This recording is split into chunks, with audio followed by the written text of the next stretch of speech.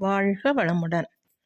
மனோன்மணி, அதாவது மனம் ப்ளஸ் உள் ப்ளஸ் மணி, மனோன்மணி என்று சொல்லப்படுகிற வாயின் உள்ளே மேல்புறத்தில் உள்நாக்குக்கு மேலே காதுகளுக்கும் கண்களுக்கும் மத்தியில் உள்ள இந்த அருட்சுரப்பியில் மனம் வைத்து தவம் இயற்றுவதால் என்னென்ன நன்மைகள் நமக்கு கிடைக்கின்றன என்பதை சுவாமிஜி அவர்கள் அருமையாக விளக்குகிறார்.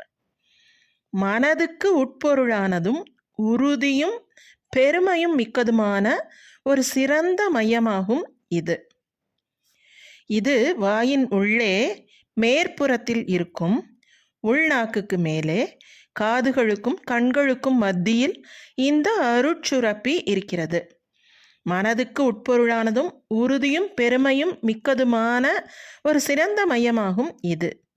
உயிருக்கும் உடலுக்கும் இடையில் உள்ள தொடர்பையும் பிரபஞ்சத்திற்கும் மனதிற்கும் இடையில் உள்ள தொடர்பையும் எந்த ஒரு பொருளுக்கும் அறிவிற்கும் உள்ள தொடர்பையும் உயிருக்கும் இறைநிலைக்கும் இடையில் உள்ள தொடர்பையும் சரியாக வைத்துக்கொள்ள இத்தவம் உதவுகிறது.